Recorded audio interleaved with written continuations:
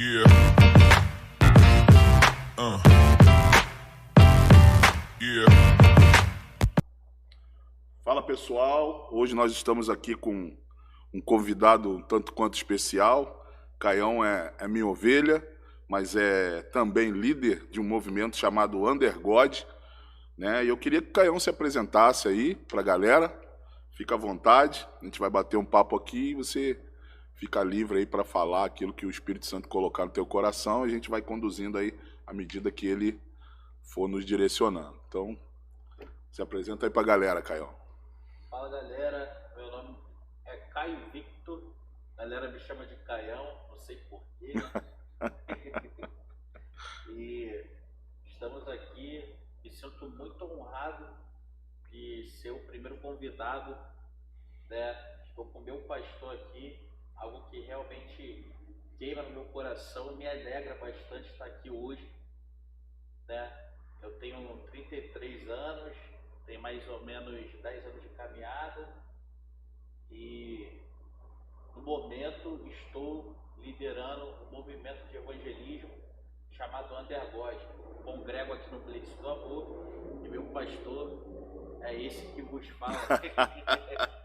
Caião, como é que nasceu? Como é que partiu a ideia desse movimento? Como é que surgiu o nome e a direção que Deus te deu para esse movimento?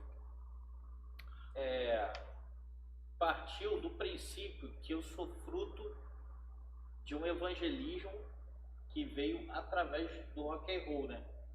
Se passaram 10 anos, eu lembro que eu estava em uma praça, vivendo aquela vida, né? Uso abusivo de drogas, de álcool, e o Senhor me chamou, né? Eu ouvi a voz do Senhor me chamando naquele tempo, e eu sabia que era Deus, né? Que eu chegava em casa sempre depois da balada e parava, deitava, orava, pedia ao Senhor, Senhor, me ajuda e tal. E teve um dia que realmente ele me chamou, já estava usando droga aí para mais de 10 anos, estava usando drogas pesadas, enfim, aquela vida horrível, né? E o Senhor me chamou, e a primeiro momento assim eu não sabia o que fazer, né? Que eu tinha banda de rock, fluía através do rap também, sempre gostei do rap, né? Então não é algo que a gente faz hoje, era algo que a gente já era, né? Movimento de rock and roll, rap, skate muito presente. E a primeira coisa que eu fiz naquela época foi pegar o celular, né, na internet, isso 10 anos atrás, nem me lembro se foi celular, se foi computador, e pesquisar, né? Rock Jesus. Falei, preciso achar alguma coisa que tenha Jesus, mas que tenha rock. Já era o Espírito Santo te incomodando ali, né? Já era o Espírito Santo me incomodando. E aí justamente achei um rock culto que estava rolando lá na área. Esse rock culto, quem estava fazendo, um amigão meu, o Pedrão. Pô, esse cara foi o cara que eu considero assim, que me ganhou assim para Jesus. Teu pai na fé. Foi o cara assim que eu vi durante muitos anos e tava rolando esse rock culto. Eu falei, Senhor, eu vou lá. Eu não sei o que vai acontecer. E se passaram 10 anos, eu tô aqui até hoje. Então assim, teve um louco que se levantou para fazer, que era totalmente contra algo tradicional, né? Contra a cultura evangélica, né? Isso. Talvez era isso o porquê do nome Undergod, porque Undergod faz uma alusão a underground. Exatamente. Você era desse movimento underground, que é ligado ao rap, ao rock, skate, e aí por isso de repente veio esse nome Undergod. Com certeza absoluta, né? Se eu não me engano, significa abaixo. É sobre isso. Sobre Deus, né? God, Deus. Uhum. Então nós entendemos que nós estamos sobre influência do Senhor, sabe? Legal. Nós acreditamos que, e com certeza a analogia com o underground, né? realmente foi essa foi o conexão principal, aí, assim. né? Pô, Qual tem sido as ações do Undergod hoje? O que vocês têm desenvolvido? Qual é a ação do Undergod hoje na cidade?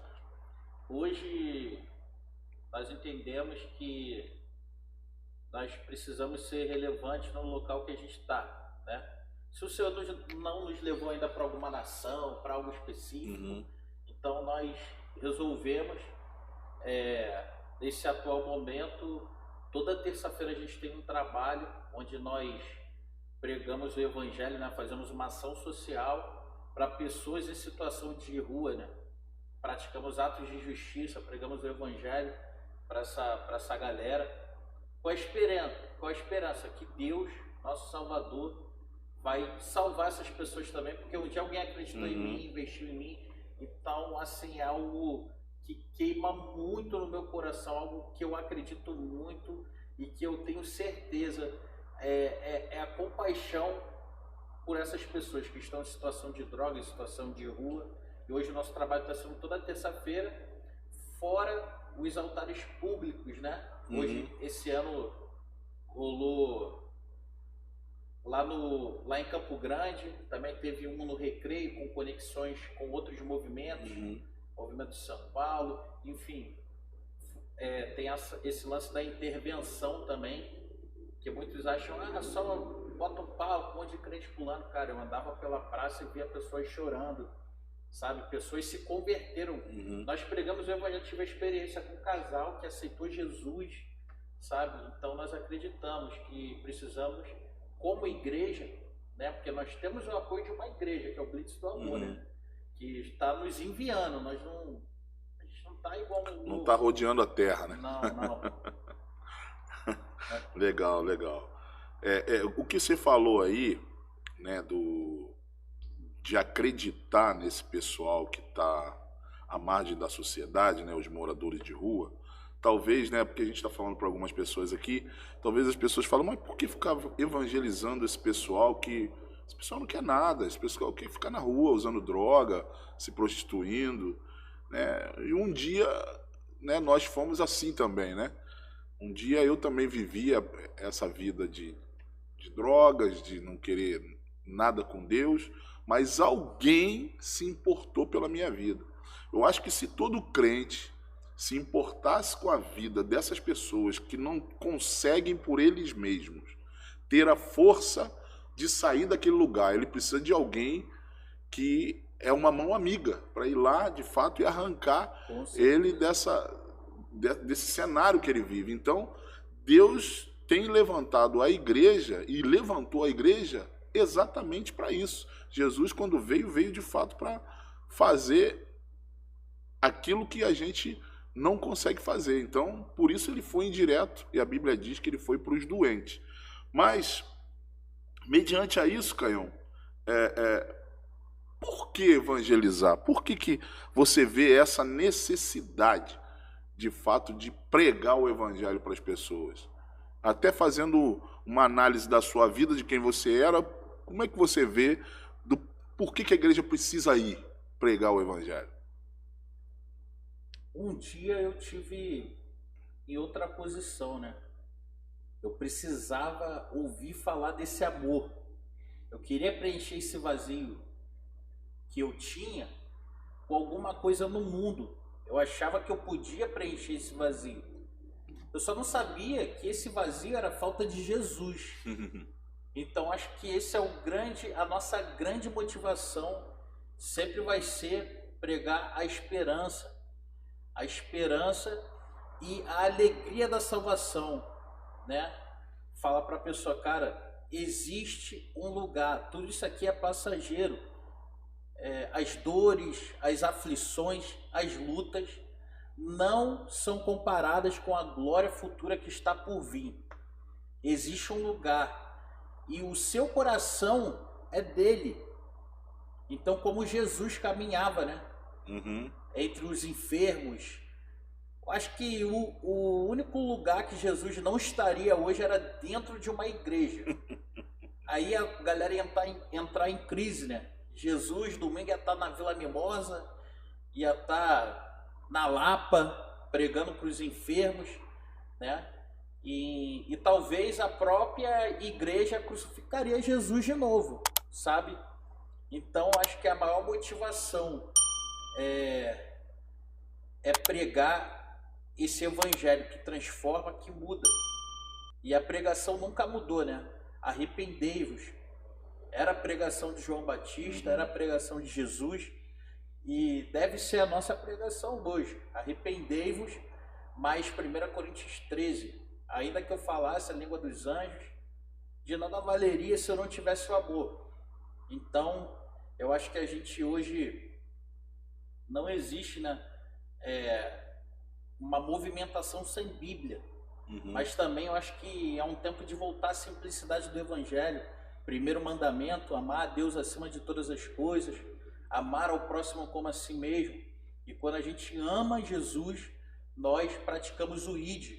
Porque se não fosse importante, não seria a última coisa, né, que Jesus... O último mandamento, né? Você falou algo aí que, assim, talvez a comunidade religiosa que de repente está assistindo ou vai assistir depois, porque vai ficar gravado, né, que você disse que a última coisa que Jesus faria era estar numa igreja, né? Então, assim, quando você fala isso assusta e agride até o ouvido de algumas pessoas. Eu, às vezes, quando vou ministrar em alguns lugares, tenho algumas situações que eu falo assim, olha, Jesus vindo hoje, vamos dizer que Jesus volte hoje e está acontecendo um grande festival gospel em um lugar, mas naquele lugar, naquela região, também tem uma cracolândia com muitas pessoas ali usando droga, crack, né? Aí eu faço essa pergunta para o pessoal, onde vocês achariam que Jesus iria? E a grande maioria do pessoal fala que Jesus iria para a cracolândia, que Jesus não iria para um show gospel, porque...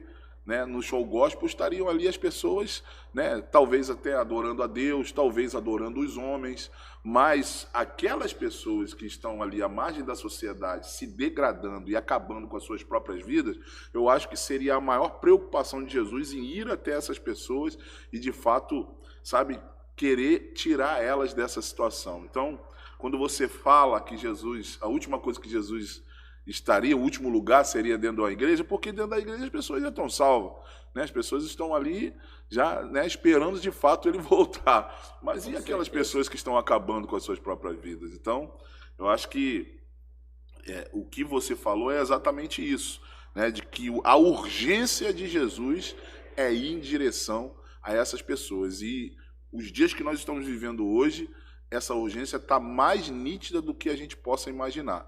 Então, assim, como você vê, baseando nisso tudo que a gente falou aqui, como você vê o teu olhar, né, na tua ótica hoje, como é que você tem visto a igreja de Jesus hoje? O que falta? Como você vê a igreja se posicionando hoje no cenário em que nós estamos vivendo de inúmeras guerras, né? Atualmente estão acontecendo aí 2 guerras, muita gente falando nas redes sociais que está próximo à vinda de Jesus. Então, se a gente vê que o relógio de Deus está começando a acelerar e as pessoas não vão pregar o evangelho, como é que você vê a forma como está a igreja hoje? Falando de fato da ação da pregação. É muito importante falar disso, né? Porque nós acreditamos na igreja do Senhor, né? Nós entendemos a importância de congregar, de submeter as autoridades dentro da igreja. Nós sabemos que nós estamos aqui, sabe? E que nós temos que servir uma igreja, sabe? Mas assim, entendendo essa urgência dos últimos dias, né? Nós podemos ver os sinais. Hoje eu creio que a gente está vivendo o princípio das dores, Mateus 24, né? Onde haveriam guerras, epidemias, mas ainda não seria o final dos tempos. Mas os sinais são claros, assim, é evidente para quem lê um pouquinho da Bíblia, ver que o rio Eufrates está secando e que isso faz parte, isso não é uma história em quadrinhos. Isso se trata de uma profecia que está sendo cumprida, né? A gente vê as movimentações ali na ONU, nos principais órgãos pelo mundo, homens, que eu não vou nem citar nomes, se levantando que parecem já ser braços, né, do anticristo. Esse é um tempo realmente em que a igreja precisa estar preparada, né? Tanto na questão teológica como em ações também, em atos de justiça, para que o evangelho seja pregado. A igreja do Senhor é uma igreja santa, né? A igreja do Senhor é uma igreja que o Senhor ele vai voltar para nos buscar, nós somos a noiva. Eu acredito que existem agora, nesse momento, homens e mulheres de Deus com os olhos no chão, orando, sabe? Missionários em nações sofrendo, homens e mulheres de verdade, sabe? Então, assim, eu vejo a igreja do Senhor como uma igreja santa que está esperando Jesus. E Jesus, ele vai voltar para buscar essa noiva, sabe? Essa noiva com seu vestido branco, cara, em santidade. Então eu acredito na igreja do Senhor. Eu acredito também que nós precisamos ser relevantes nesse tempo, sabe? De alguma maneira. Isso pode ser no nosso bairro, no nosso trabalho, sabe? No nosso movimento. Jesus vive, cara, sabe? Isso precisa ser uma alegria. Viver a alegria da salvação. Cara, nós vamos morar com Ele, sabe? Ansiamos pela volta dEle, aguardamos, somos participantes daquilo que Ele está fazendo aqui na terra. Então é necessário, cara, que o nome dEle seja conhecido nesse tempo. Eu vejo a igreja do Senhor como uma igreja santa, que aguarda o amado. Legal. Você falou também de que muitas pessoas estão orando. Você falou isso, eu lembrei porque outro dia eu fui no monte. Eu ia muito no monte orar assim que eu me converti, né? Eu subia muito monte. Outro dia eu estava andando de carro, o Senhor falou, vai para o monte orar. E quando eu fui para o monte orar, eu me assustei. Porque tinha inúmeras pessoas no monte orando. A gente fala tanto da galera pentecostal, né? Mas, cara, se tem uma coisa que eles fazem constantemente é estar no monte orando. E eu fiquei assim, assustado. Eu falei, cara, existe uma igreja que está fora do holofote, que está fora do YouTube, das pregações de frases de efeito, de muitos LEDs que estão sendo disponibilizados. Nada contra isso, mas cada um faz aquilo que, né? Se é o Espírito Santo que está direcionando, beleza, vai lá e faz. Mas existe uma galera que está vivendo uma simplicidade do Evangelho, que eles simplesmente querem ir para um lugar e estar a sós com Jesus. E eu pude ver isso diante dos meus olhos agora, esses dias. Inúmeras pessoas, vários carros parados no pé do monte, e as pessoas orando ali, sabe, incessantemente, provando que a segunda vinda de Jesus vai ser regado de fato debaixo de muita oração. Haja vista, a gente tem visto, né, nos últimos dias da igreja, que nós temos visto, pelo menos aqui no Brasil, tanto se falou em casa de oração, tanto se falou em salas de oração. Então, por que Jesus começou a liberar isso nesses últimos dias que a gente tem visto na igreja? Porque eu me converti em 1998, eu não ouvia falar tanto em casa de oração, sala de oração, e Deus começou a liberar isso para inúmeras igrejas, a cultura de sala de oração, a cultura de uma casa de oração. Jesus falou que a igreja seria uma casa de oração para todos os povos, para todas as pessoas, e isso meio que as pessoas foi se perdendo. A igreja foi sendo tomada de muitas atividades e foi perdendo essa essência da vida de oração. Como é que você tem visto isso? Você crê que mesmo fazendo essas ações que vocês fazem, né, com moradores de rua, os altares públicos, isso precisa ser regado com oração, com uma vida de devoção diária? Eu acho que isso é o principal, né? Eu acho que na rua só manifesta aquilo que a gente tem orado e buscado no secreto. Sou muito grato à igreja que eu passei e aos líderes que eu tive, mas quando eu cheguei aqui no Blitz, eu tive a cosmovisão assim do reino de Deus um pouco mudada, né? Foi um lugar onde eu cheguei, uma coisa simples, Mas geralmente, hoje nas igrejas você escuta, você tem que fazer não sei o quê, você tem que ir para não sei aonde, você tem que fazer não sei o que lá. E quando eu cheguei aqui, a primeira coisa que eu mais escutei, né? De você mesmo, pastor. A coisa que eu mais escutei foi: você precisa ouvir a voz de Deus. Você precisa ouvir a voz de Deus. E eu parei realmente nos momentos de devoção, nos meus dias, para realmente ouvir. Porque às vezes a gente fala, e aí o Senhor às vezes quer nos responder, só que a gente só fala, a gente não deixa o Senhor responder, né? Escutei muito isso aqui, né? Nas pregações, nas suas pregações.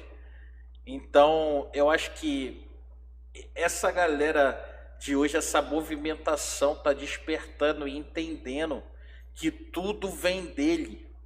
Que por mais que a gente faça uma performance, ou por mais que a gente tente fazer algo legal, ou com a força do nosso braço, no final, tudo vem dele. Então, a partir do momento que o Senhor libera, as coisas começam a fluir. Não simplesmente funcionam, né? Uhum. Mas começam a fluir, né? Naturalmente.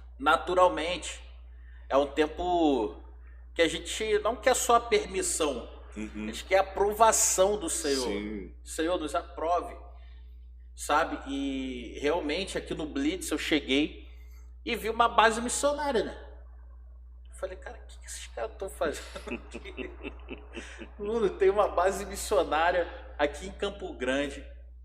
Pô, assistindo os cultos, sabe? Nunca vi ninguém pedindo dinheiro pra nada aqui. E as coisas acontecem, cara, porque é o Senhor que tá fazendo. Aqui todo mundo entendeu. Não tô falando que nas outras igrejas não acontece isso. Tô falando que eu vivo hoje como igreja. Então, assim, como passamos por lutas, por aflições, mas as leves e momentâneas tribulações não são comparadas com a glória futura que está por vir. Isso aí. Então, acho que esse lance da devoção, do amor, da paixão, quando acaba e vira o ativismo, às vezes você vê a pessoa fazendo muitas coisas. Eu já fui assim. Nesses 10 anos, nos primeiros 5 anos eu era assim, eu queria fazer. Hoje em dia tem pessoas que me pedem até às vezes dentro, faz isso, cara. Pô, não vou fazer, cara, porque eu entendo que o principal nesse momento é esse tempo. Se eu gastar tempo com isso, eu não vou ter tempo de devoção, nem tempo de orar, nem tempo de ouvir a Deus. Então, em primeiro lugar tem que ser realmente esse tempo de devoção. Aí depois vem o lance de ir para a rua, de praticar o evangelismo. Legal que você falou, né, de aqui você quando veio e viu uma base missionária, porque essa na verdade é a ideia.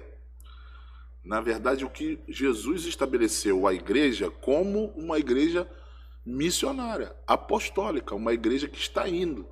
A igreja não é um lugar estático, que está parado, mas a igreja de Jesus é uma igreja que está em movimento. Então, as nossas atividades aqui é de fato de uma movimentação apostólica, né? Deus nos deu a graça, até aproveitando um pouquinho aqui desse tempo, de que a partir do ano de 2019 a gente entendeu que a gente precisava de fato sair da nossa zona de conforto e entendendo que a gente precisava sair também da nossa zona local, né? Atos 1:8 fala, né, de Jerusalém, ficar em Jerusalém até que do alto seja revestido de poder, e dali a gente dá a continuidade daquilo que Jesus estava fazendo, né? Jerusalém, né, Samaria, Judéia e até os confins da terra. E o Senhor, a partir de 2019, começou a fazer isso com a gente. A gente tem uma escola que é desde 2010, essa escola funciona, que era uma escola de ativação, né, que a gente alugava um sítio e a gente ali, as pessoas iam e depois as pessoas pegavam aquele fogo e depois não sei o que fazia com aquele fogo, apagava. E aí o senhor em 2017 falou, cara, 2017, ele falou, cara, vocês não vão fazer mais a escola nesse formato. E aí em 2017, no ano de 2018, a gente ficou 1 ano sem fazer a escola, e eu orando, entendendo o que Deus queria, e o Senhor nos deu um comando para que a gente saísse daqui e fosse para inúmeros lugares que ninguém queria ir, para ir levar os jovens para fazer missões. E desde lá, a gente tem percorrido aí a nação, né, pregando o evangelho de cidade em cidade, como Jesus, né, fez em Mateus 9, 35, 36. Né, de cidade em cidade, aldeia em aldeia, vilarejo em vilarejo, e a gente tem tido experiências tremendas. Temos ido para tribos indígenas, temos ido para vilarejos, para lugares que ninguém quer ir, no sertão. Então o Senhor tem, de fato, nos levado para esse ambiente. E a cara da nossa igreja, de fato, é uma igreja que não é uma igreja num formato normal, como a gente vê as igrejas locais por aí. É uma visão que Deus deu, uma direção que Deus deu para nós, e a gente está procurando obedecer aquilo que o Senhor nos direcionou. Né? Uma vez, conversando com um pastor amigo meu, ele falou, cara, por que você não bota lá uma tela legal lá e tal? Eu falei, não, cara, Deus não mandou fazer isso. Deus não mandou fazer isso. Então, assim, a gente só está fazendo aquilo que o Senhor nos mandou fazer. Né? Então, estamos cumprindo, de fato, aquilo que o Senhor falou. E você falou outra coisa também a respeito do ativismo, né? Daquela vida de ativista na igreja. E isso me lembra Apocalipse capítulo 2, quando Jesus manda essa carta para a igreja de Éfeso. E a igreja de Éfeso, né, recebeu o seu primeiro pastor, foi o pastor João.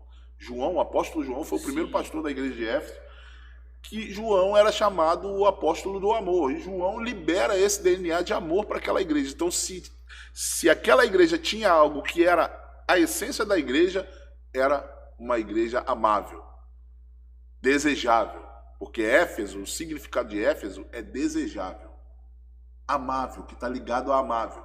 E João liberou esse DNA para essa igreja, e essa igreja era uma igreja de fato que amava as pessoas. Não sei porquê, por cargas d'água, o que aconteceu, que aquela igreja começou a ficar uma igreja extremamente ativista. E assim, Jesus elogiou tudo aquilo que eles estavam fazendo, mas eles não poderiam abandonar aquilo que de fato eles eram, amáveis, desejáveis. Então, o que aconteceu?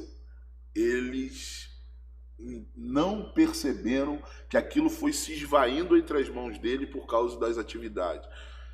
O texto diz que eles não suportavam pessoas maus, pessoas que se diziam que eram apóstolos, mas não eram. Eles tinham uma doutrina, Caião, apuradíssima. A mente era extremamente iluminada da igreja, mas o coração ficou frio.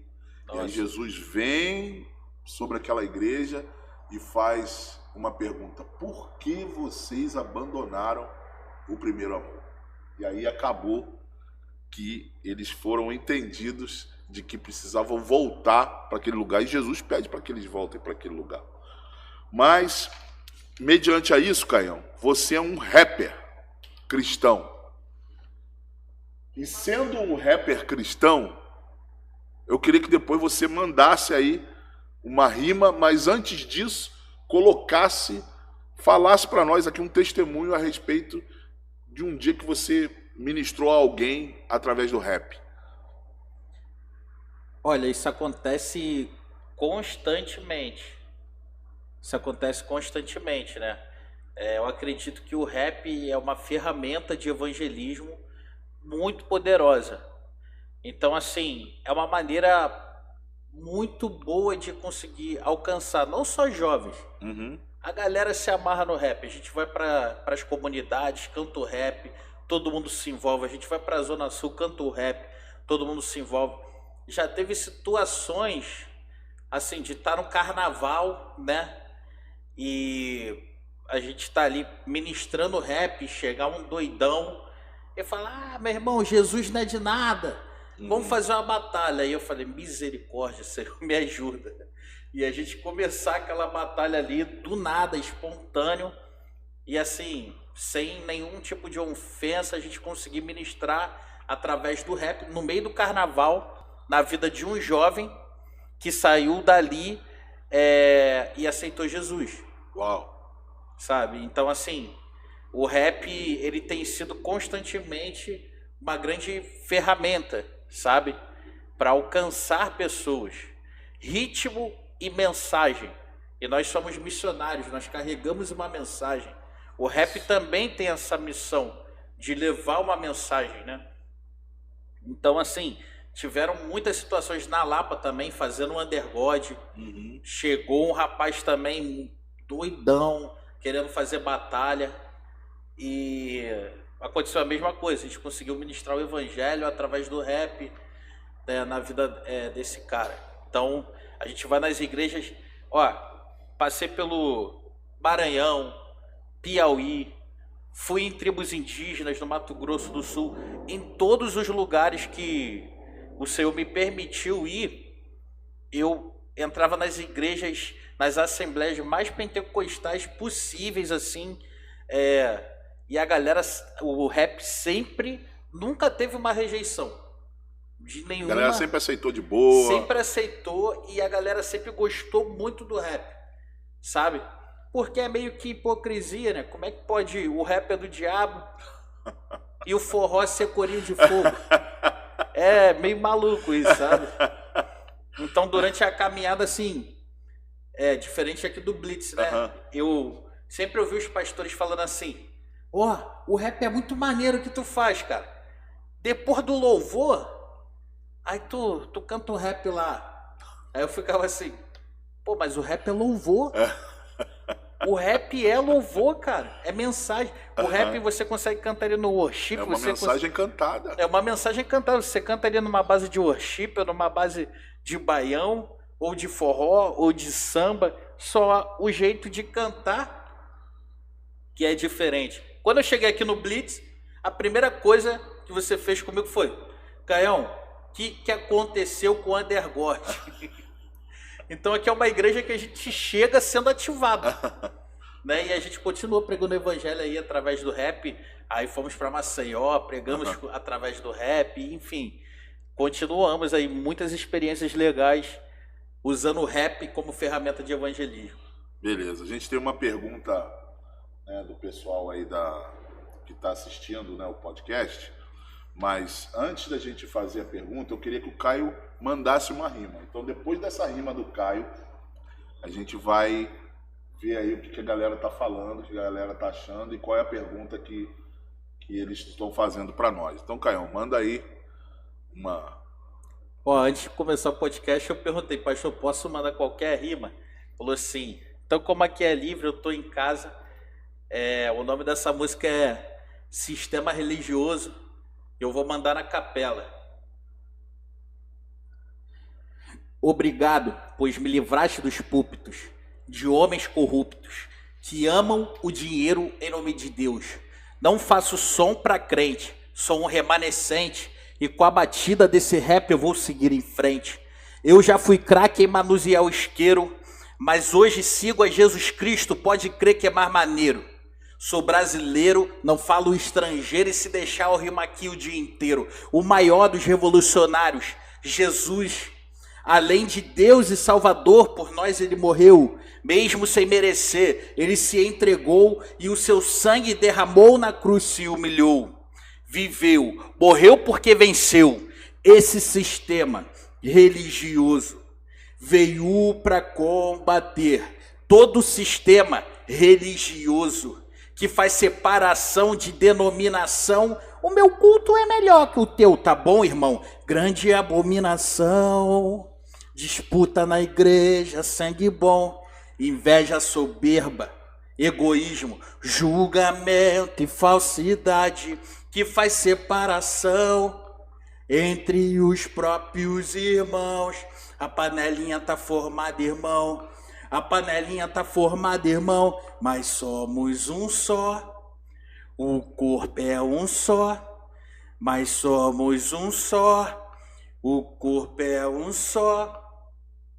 O sistema religioso.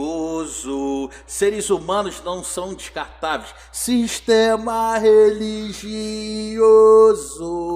Seres humanos não são descartáveis. Sistema religioso. Irmão. Tem uma mensagem forte aí através desse rap. Beleza, Caião. Então, vamos ver aí a pergunta que a gente tem do pessoal. Pedir aqui aos nossos assistentes, nossos universitários, qual é a pergunta que a gente tem aí? Quando você entendeu que precisava se posicionar? E aí, Caião? Pro Caio. Você é o cara aqui hoje. Assim, foi... Eu tava vivendo uma vida que eu achava que eu era livre, né? Como a galera de hoje, com muitas ideologias, né? Muitas ideologias. Eu achava que o errado era o certo. Eu achava que ser livre era poder fumar um baseado, dar um teco no final de semana, sabe? Tomar minha cerveja, sabe? Mas na verdade eu era escravo daquilo tudo. E a droga, cara, você tem uma lua de mel com a droga. Essa lua de mel é a droga, é Satanás te envolvendo, te mostrando, cara, isso é maravilhoso, isso é liberdade, sabe? Mas só que chega uma hora que essa lua de mel, ela vira um casamento. E quando você casa com a droga, cara, você começa a entender e ver que você virou escravo daquilo, que você virou um dependente químico. Já é tarde demais, porque você já está totalmente dependente. E nisso você faz pessoas que estão ao seu redor sofrer, sabe? Você sofre muito, fiz minha mãe sofrer, enfim. É um processo de desintoxicação, mas teve um momento que eu estava nessa situação de uso de drogas, né? Que eu, cara, falei, eu preciso me posicionar. Então, eu costumo dizer isso, comecei o meu processo de conversão, porque eu creio que eu ainda estou no processo de conversão. Alguns entram em crise comigo, porque eu falo, como é que pode, não é liberto, não sei o quê. Não, cara, o Senhor já me justificou, sou perdoado, sou nova criatura, sabe? Mas assim, as consequências dos atos que foram cometidos, elas ficam, e você vai sendo transformado dia após dia. E depois que você se converte, ainda tem esse lance de você, depois de passar anos, você vê que ainda tem defeitos no seu caráter, problemas, coisas, sabe, sujeiras dentro de você, e os anos vão passando. Cada vez que você conhece mais Jesus, mais ele vai te mostrando, cara, o nada que você é, sabe? Você vai conhecendo Jesus, ele vai te revelando o seu próprio coração, te mostrando, cara, olha só quem você é, olha o que você está falando, olha o que você fez, sabe? Atitudes erradas, coisas erradas, enfim, ainda estou nesse processo de conversão, tá? Mas eu entendo que eu me posicionei como filho. Eu entendi há 10 anos atrás que eu precisava me posicionar como filho. E quando a gente recebe esse amor tão grande do nosso Senhor, a gente fica constrangido ao ponto de querer retribuir esse amor.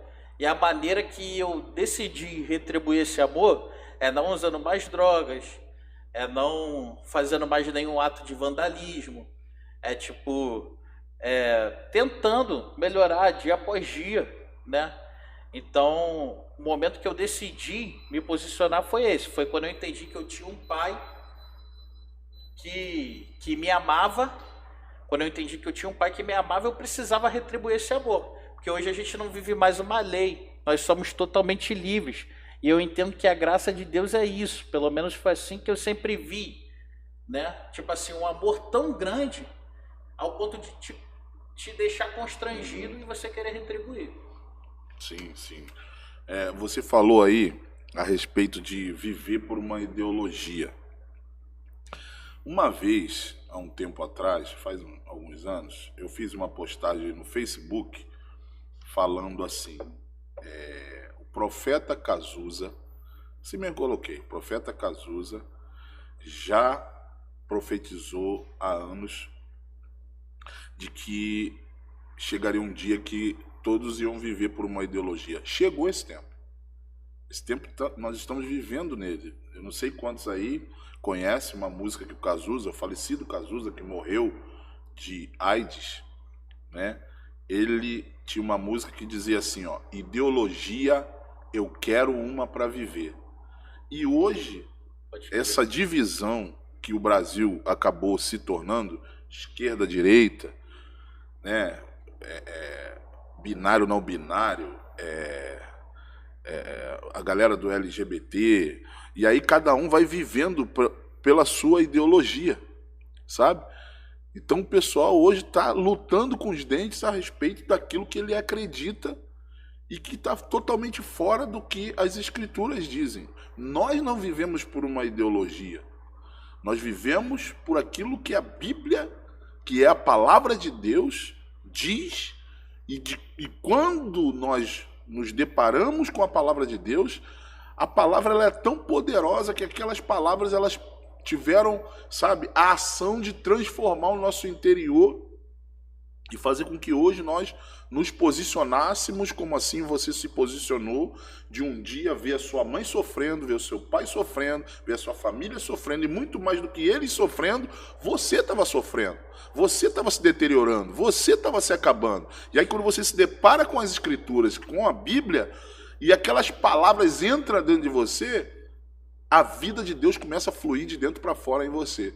Então, assim, nós não vivemos por nenhuma ideologia, nós vivemos por aquilo que a Bíblia diz, e que se todas as pessoas vivessem pelas Escrituras, o mundo não estaria hoje do jeito que está.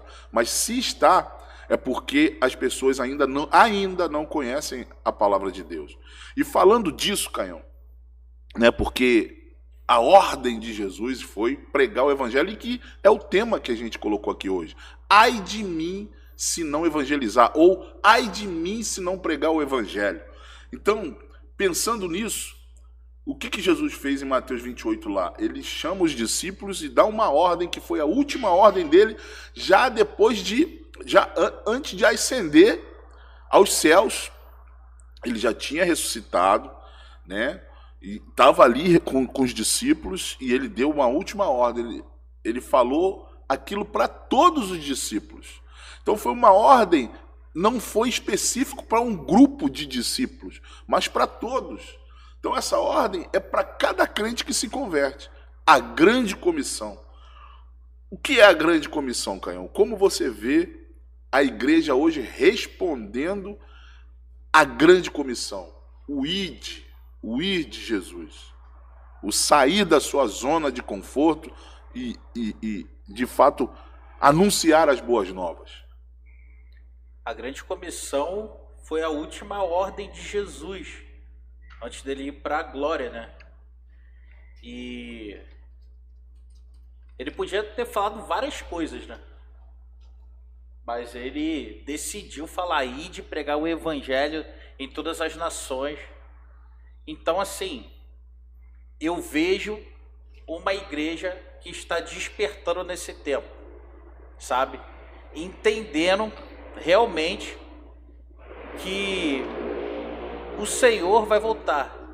Essa geração, eu creio que já é, cara, se não for a geração, é uma geração antes da volta de Jesus, sabe? Eu tenho essa assim queimando no meu coração, cara, tô fazendo parte disso, sabe? Eu creio que é necessário gerar esse fogo, esse interesse, essa vontade no nosso coração, sabe? De querer fazer parte disso, não por força, cara. E isso vai depender muito da igreja, da liderança, do que está sendo falado. Porque você hoje, você não entra numa igreja, você não vê ninguém, hoje o culto vai ser sobre escatologia, né? Cara, vamos falar sobre escatologia.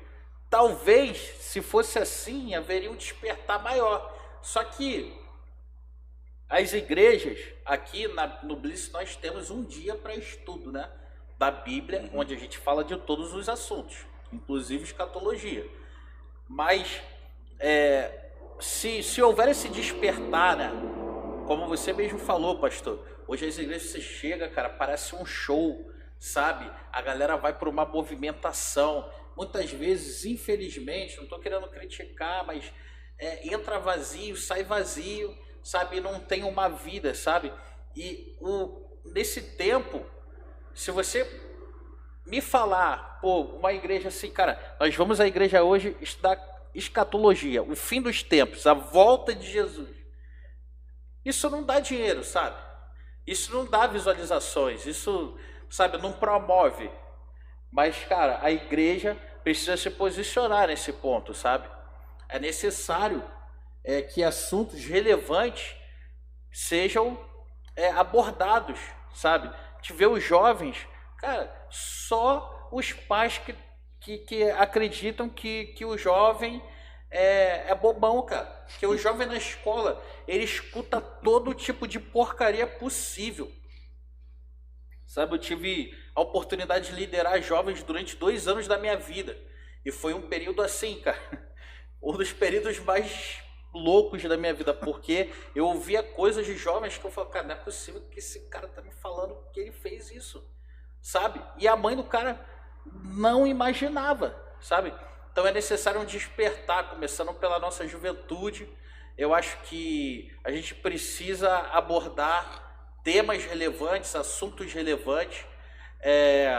A igreja que não faz missões, é mais fácil a igreja colocar uma bandeira preta, cara, na porta da igreja e escrever, estamos de luto.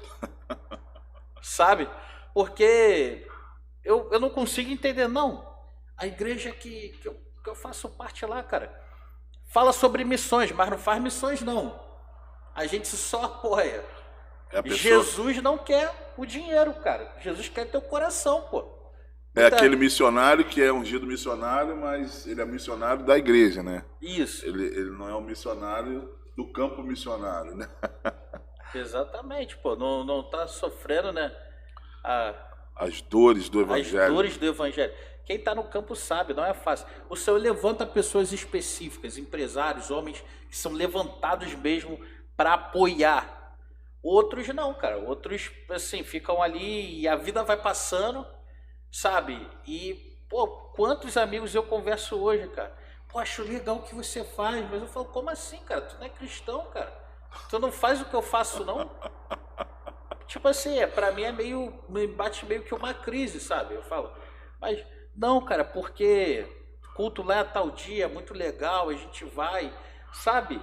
Tu vê que as pessoas estão, cara, viajando em alguns aspectos, alguns assuntos. Então é necessário um despertar, um abrir, sabe, assim, de mente. Uhum. Legal. Caião, a gente acha que tem mais 2 perguntas. Pode soltar aí a segunda pergunta aí. Márcio perguntou: o Senhor te chamou para você ser um missionário de alcance só para o rap, o pop, ou de alcance a todos os povos? Caramba, forte.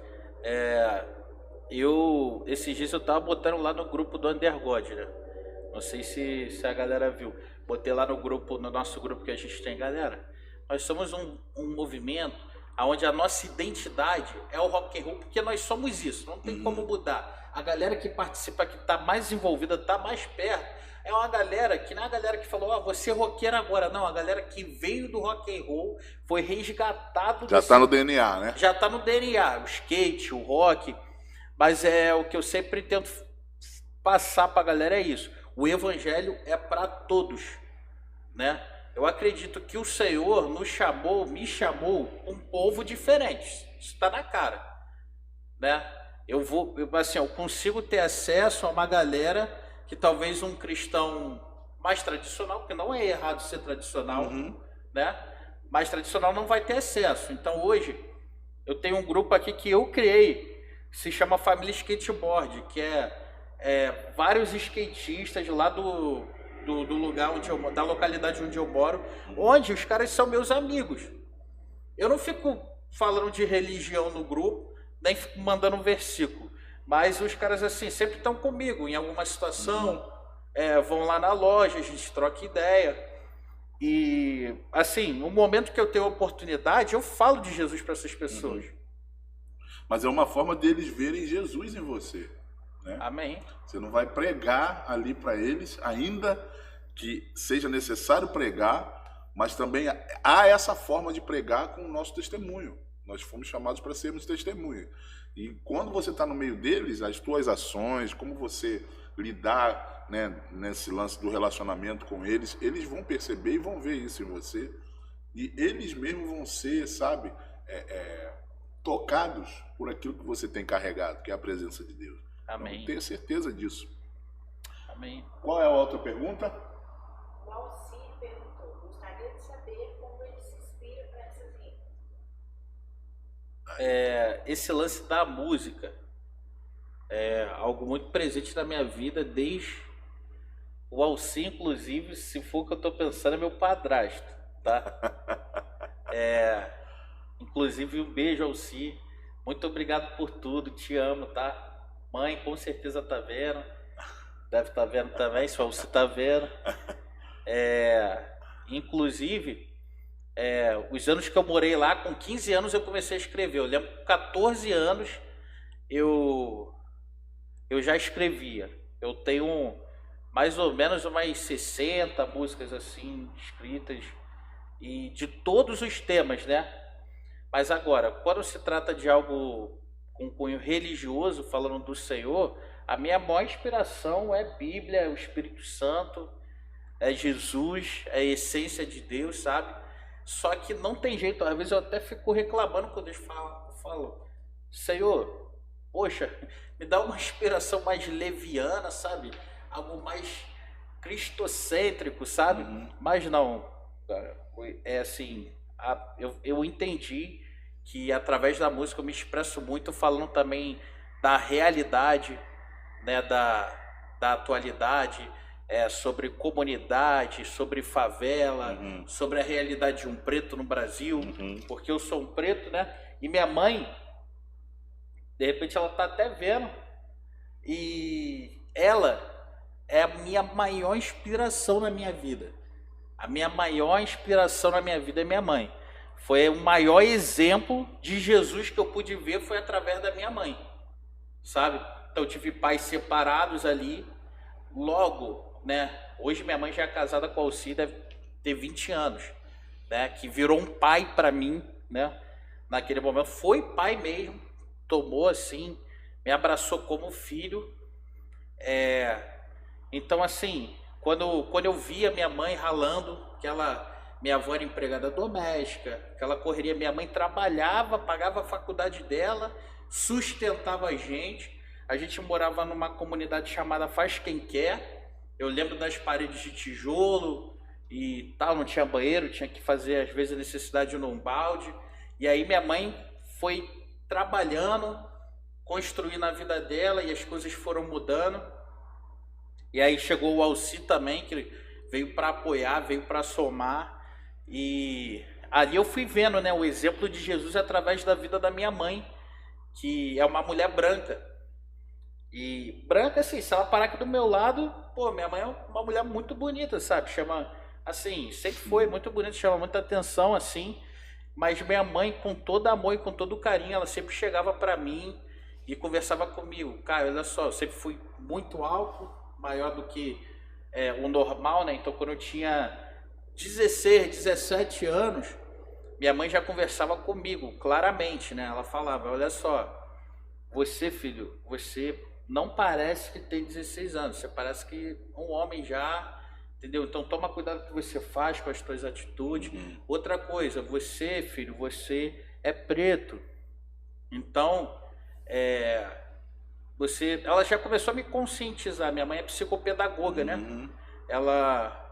Hoje ela atende muitas pessoas. Eu tenho muitos amigos que passaram pela escola onde minha mãe trabalha, e foram assim pessoas que agradecem a ela até hoje, são muito gratos. Então eu tive sempre essa convivência. Eu fiquei muito rebelde na adolescência por causa da separação e tudo, mas eu tive sempre uma mãe ali do meu lado até hoje, em todas as minhas guerras, em todas as minhas lutas. É uma mulher assim que todos os dias eu agradeço a Deus pela vida da minha mãe, sabe? Porque é uma mulher realmente que ela mostrou mesmo o que é ser Jesus, sabe? E o Alcir também, cara. O Alcir também, ele é um cara assim de coração muito puro, sabe? Me abraçou como pai, sentiu dores por mim, assumiu coisas por minha causa, e eles são assim o meu maior pilar, sabe? E hoje meu pai, graças a Deus, independente de qualquer coisa, amo muito meu pai. Meu pai hoje é um pastor, né? E eu voltei a ter relacionamento bom com meu pai. Então, assim, graças a Deus, hoje eu também vejo meu pai assim, tenho orgulho dele, sabe? Tenho orgulho. E então, assim, minha mãe sempre me conscientizou, né? Eu digo a palavra preto porque hoje não se usa mais negro, porque tem, enfim, inúmeras coisas. Então minha mãe sempre foi me conscientizando dessas coisas e eu não cresci iludido. E na minha juventude ali eu vivi muito em comunidade, né? Vivi muito em comunidade, ali no Jorge Turco, então assim, eu ficava, minha mãe saía para trabalhar, muitas vezes ela tinha sempre muito cuidado com a gente, mas cara, eu não conseguia ficar sem andar de skate um dia, eu ficava na rua, pô. Eu andava de skate de 8 horas, se eu pudesse de 8 horas da manhã até meia-noite, só ia para a escola, a única coisa que eu fazia. Então eu era atleta do skate mesmo, entendeu? Então foi mais ou menos assim. Pra gente terminar, acho que a gente já tá num tempo que tá legal assim do nosso papo, né? Mas a gente tem toda uma programação. Eu queria só ler o texto que a gente colocou hoje aqui para que a gente colocasse como tema, mas eu queria ler esse texto, que é o texto de 1 Coríntios capítulo 9, verso 16. Paulo dizendo assim: contudo, quando prego o evangelho, não posso me orgulhar, pois me é imposta a necessidade de pregar. Ai de mim, se não pregar o evangelho. Quando eu leio esse texto aqui, Caio, eu vejo Paulo, mesmo parece que o evangelho era um membro do corpo dele, era algo, era a vida dele, né? Ele está dizendo assim, eu vou repetir aqui para a gente ter uma amplitude do que a gente quer propagar aqui.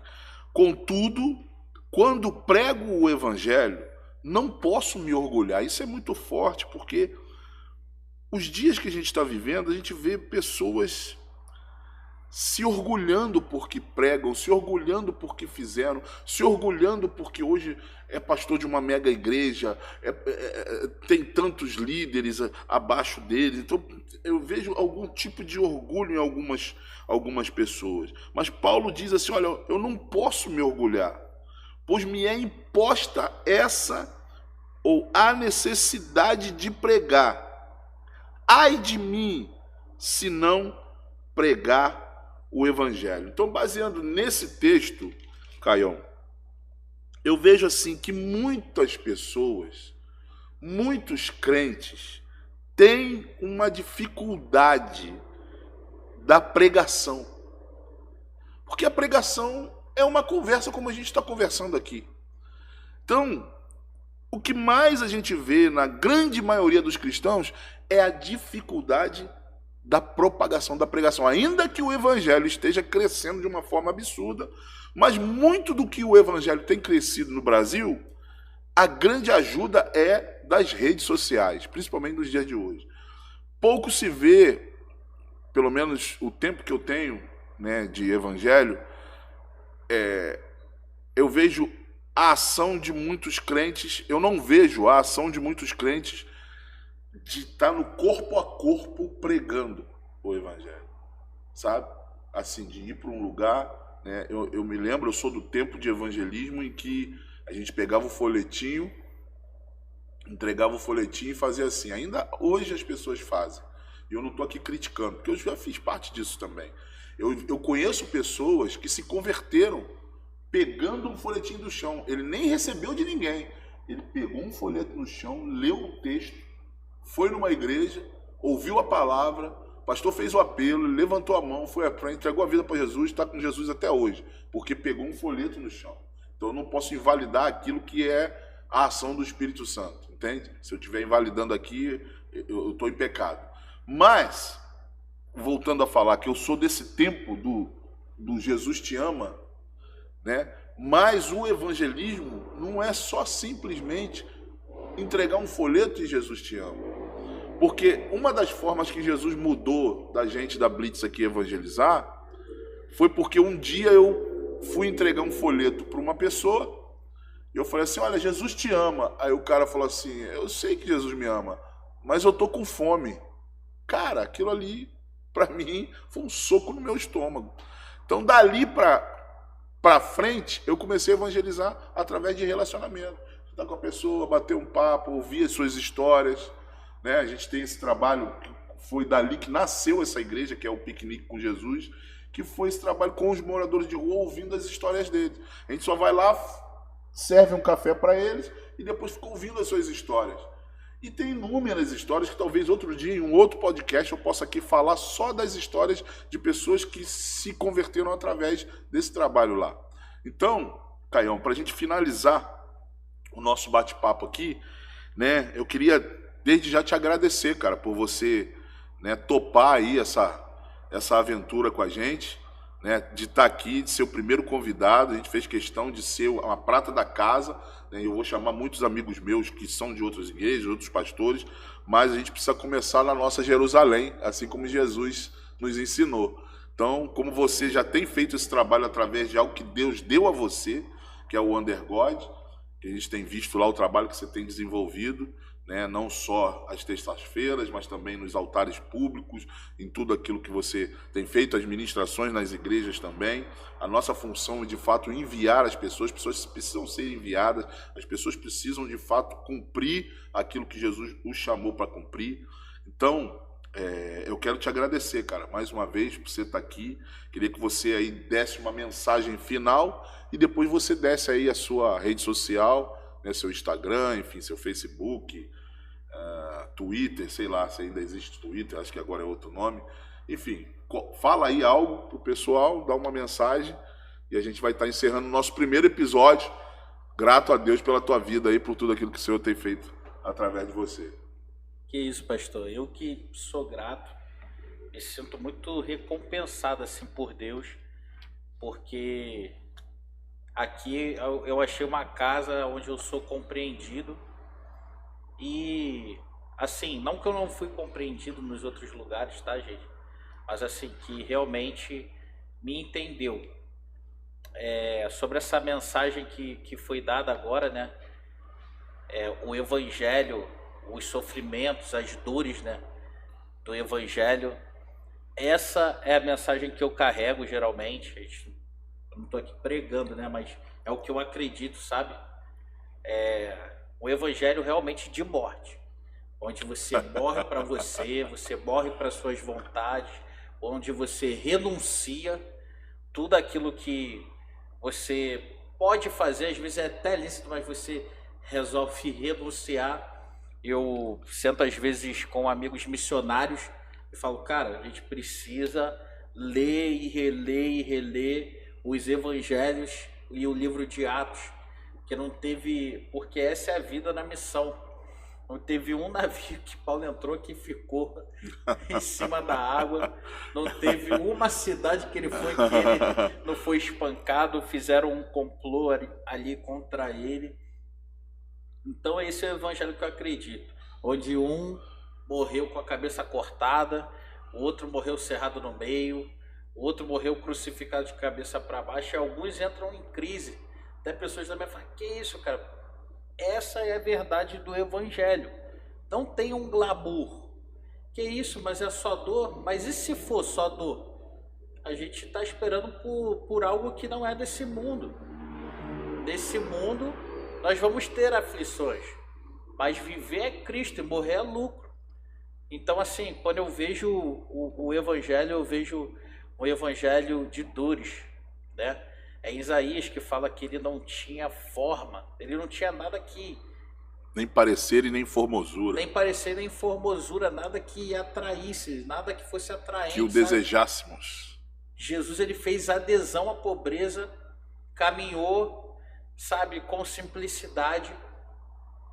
Jesus, antes de começar a missão dele, ele passou pelo deserto, ele foi provado, ele foi tentado, ele sentiu vontades, desejos. E o evangelho que eu acredito é o evangelho de Jesus, onde não se caminha por afetividade. Aqui no Blitz, cara, eu vejo ninguém aqui caminha por bajulação, né? Mas sim por propósito. Nós entendemos aqui que nós temos uma missão e nada pode atrapalhar essa missão. O João Batista foi preso e falou... Pergunta para ele se ele é o Messias. Ele falou, cara, fala para ele que os cegos estão enxergando, os coxos estão andando, e lá cortaram a cabeça de João Batista.